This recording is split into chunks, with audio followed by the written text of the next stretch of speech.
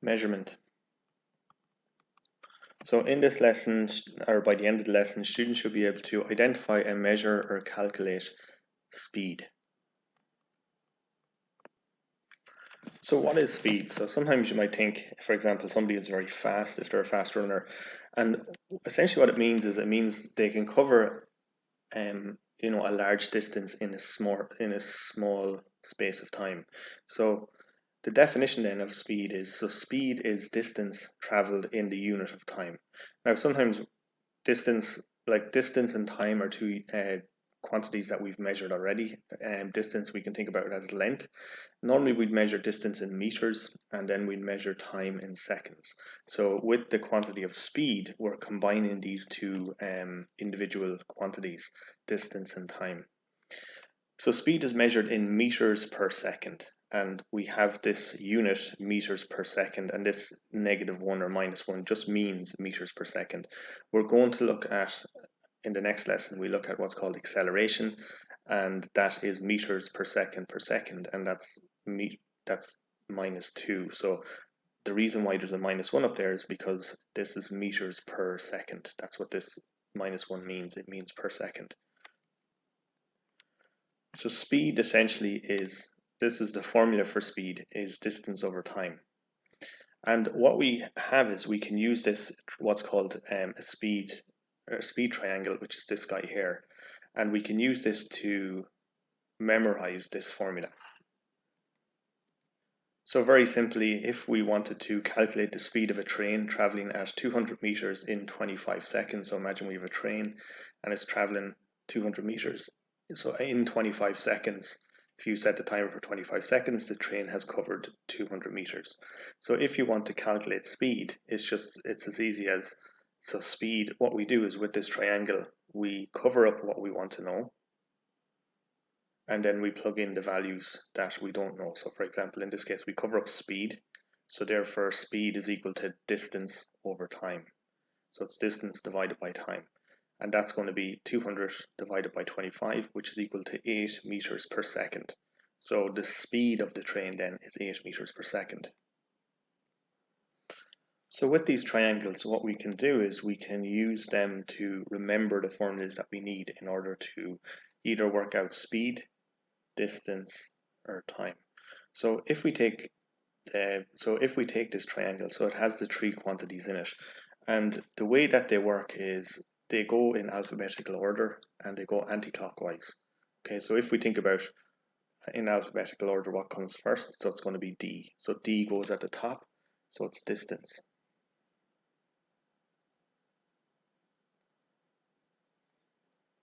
Okay, and then what's after D in the alphabet? It's S, so it goes anti-clockwise, so it goes in this direction. So it's going to be S, and then it's going to be time. Then it's going to be T. Okay, so essentially that's a way to remember like what comes first in each of the sections of the triangle.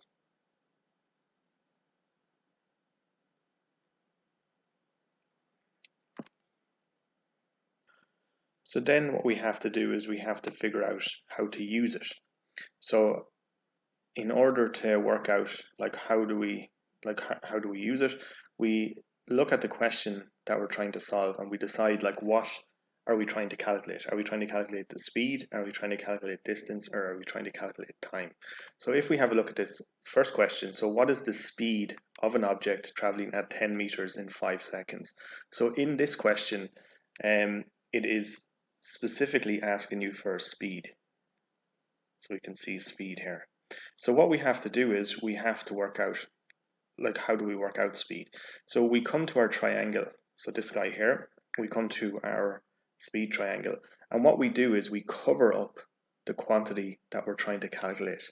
And then we use the other two quantities that it gives in the question to calculate, in this case, speed. So what we do is, in order to calculate speed, we cover up speed. Okay, so what this means then is that speed is equal to distance divided by time. So we can just simply write in our formula. So speed is equal to distance over time.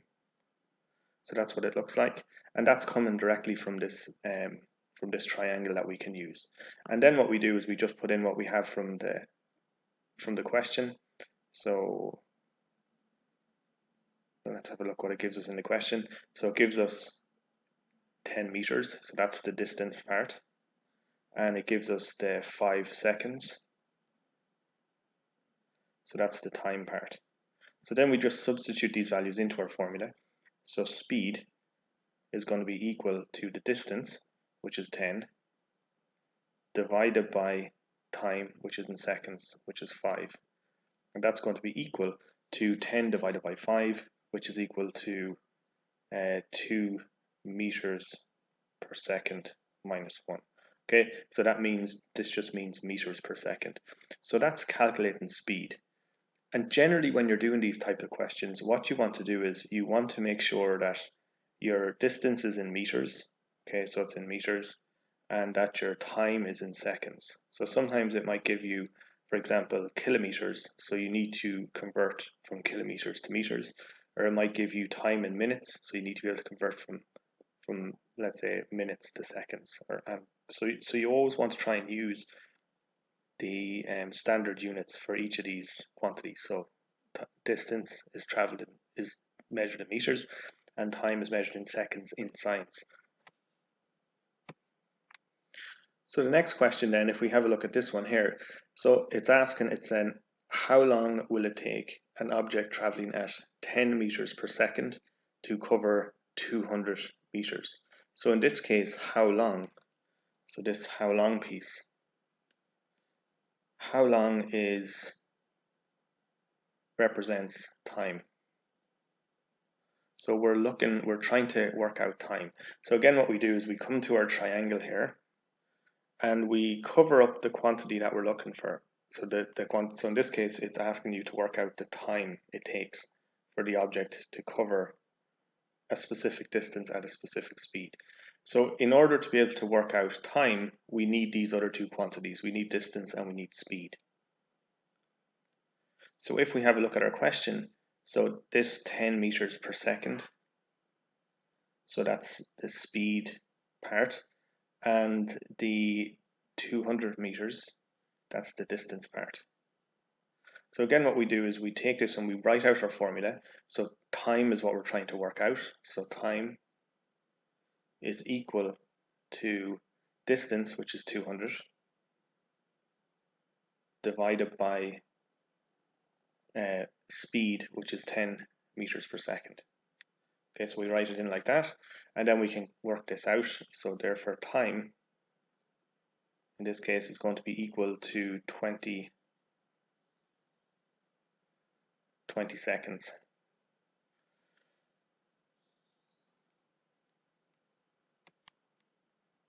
So we identify what we're trying to work out. So in this case, it's how long, which is time.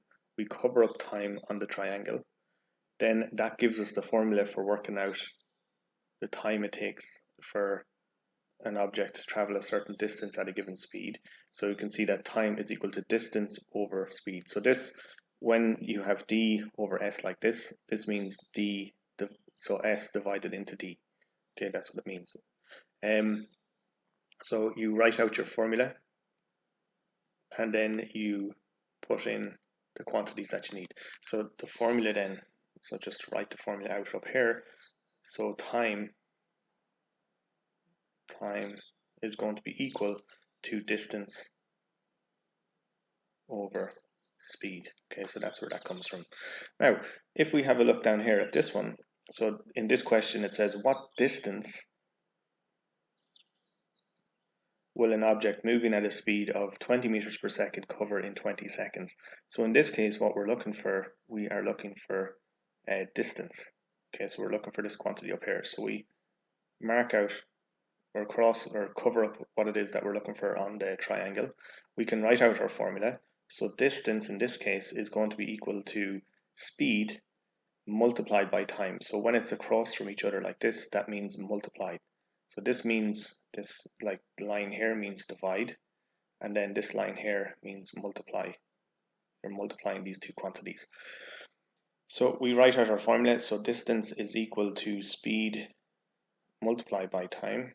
So it looks like that. So in order to work out distance, we need these other two quantities here. So we need the quantity of speed and we need the quantity of time. So what we can do then is we can work those out. So distance is going to be equal to speed. So the speed is this, and the time is this one here. Okay, so the speed is this s, and then the time is this t here. So what we can do then is we can take these values and we can substitute them into our formula here. So therefore distance is going to be equal to speed, which is 20, multiplied by time, which is 20.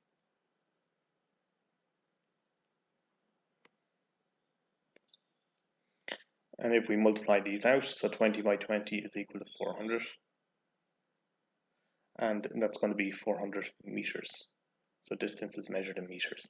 So that is the speed triangle, and then how to use the speed triangle, and we've just looked at a couple of examples there. What we can also look at then are what are known as distance times graphs.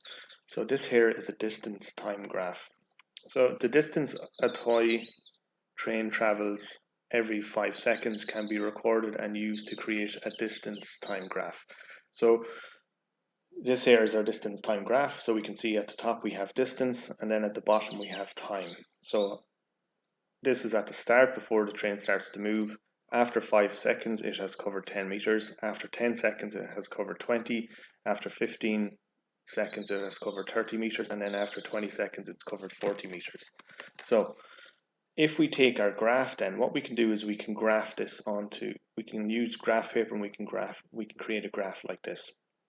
So you have along the bottom here, you have what's known as the x-axis. And then along the top here, we have the y-axis. So each of these then are going to be an xy coordinate, an xy point on our graph.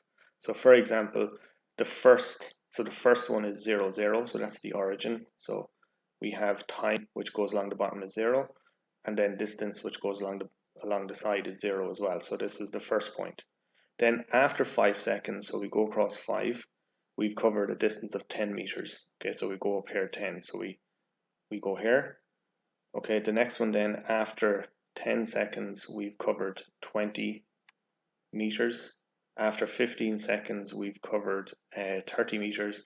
And then after 20 seconds, we've covered 40 meters. So we can take these values and we can plot them on a graph like this. So this is what's known as a distance time graph. And what we can see is when we plot it, we get this straight line like so. So the straight line indicates that the train travels at a constant speed. And if we wanted to work out what that speed was, so speed is remember is distance over time. So here at this front, so from here to here, it has traveled 10 meters in 5 seconds. So remember, speed is equal to distance over time. So it's going to be 10 divided by 5, which is 2 meters per second. Then after another 10 seconds, it has traveled 20 meters per second. So again, if we divide 20, so the distance 20 divided by time, which is 10, that will give us 2 meters per second. And the same here, if we take 30 in 15 seconds, so 30 divided by 15, that's equal to 2 meters per second. And then the same up here as well. If we travel 40 meters in 20 seconds, we divide 40 by 20, that's 2 meters per second as well. So we can see that the whole way through its journey that the train has traveled at a constant speed. So its speed hasn't changed. So that is like a distance time graph. And from this then as well, we can work out other quantities, like if we want to work out how far does it travel in 30 seconds, how far does it travel, let's say in 15 seconds, we can just come along here to 15, go up, and then where it cuts the line, draw a line across, we can see that it's 30 meters. Likewise, if we wanted to work out, for example, how long does it take for the train to travel 40 meters, we can just go up here, draw a line across, draw a line down, and we can see it takes 20 seconds. So we can work out the three quantities that we worked out previously. We can take these quantities directly from a speed time graph as well. So it's important that you know how to construct these, and then also as well how to use them to measure speed, distance, and time. So then if we have a look at this one, so again, this is a distance time graph. So in this graph, a train travels at a constant speed for 10 minutes. So we can see, for example, from here, so here it was at rest, and then for 10 minutes, so that's from here. So we can see along the bottom, we're measuring time in minutes. Along the side, we're measuring distance in kilometers. So we can see that from here to here, so for the first 10 minutes, so this is the speed of the train. We can see that in the graph that the train travels at a constant speed for 10 minutes and travels at a distance of 1.5 kilometers.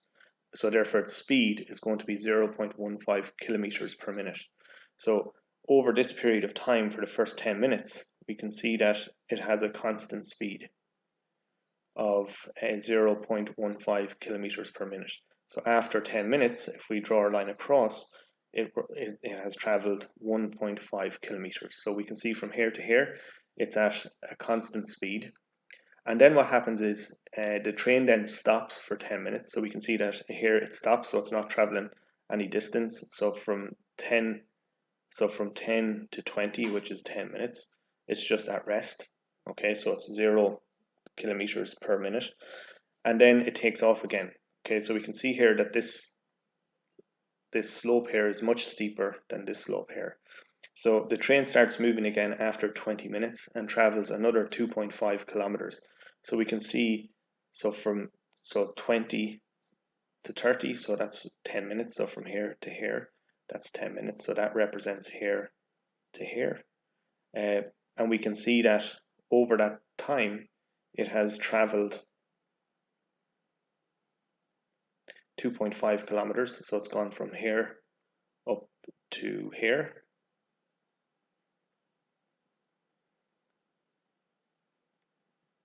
So the train starts moving again after 20 minutes. So from here, and travels under 2.5 kilometers in 10 minutes. Okay, so from here to here, and it's going faster, and the line is steeper. Okay, so the line here is much steeper, so it's actually traveling much faster. That indicates that it's a faster speed. Speed on the second part of the journey, so it travels 2.5 kilometers in 10 minutes, so therefore it's going at 0.25 kilometers per minute. So you can see that it's traveling much, so it's traveling 2.5 kilometers here during this leg of its journey, the second part of its journey, whereas here it was only traveling 0.15 kilometers per minute, so it's traveling much faster here. And then again, we can see that it comes to a stop here for a period of time as well. So again, these are distance time graphs, so it's important that you're able to look at these and interpret what's actually happening here in relation to the object, whatever it is. In this case, it happens to be a train. So this steep incline indicates that it's traveling. A flat line like this indicates that it's at rest. And again, you need to be able to look at these and work out, okay, we can see here that it has a constant speed here. Okay, then it stops, and then it actually speeds up and gets faster here, and then it stops. So you need to be able to calculate, look at it like graphs like this as well, and be able to interpret what's actually happening in relation to the object that is being measured. Okay, so that is speed, how to calculate speed and how to measure speed.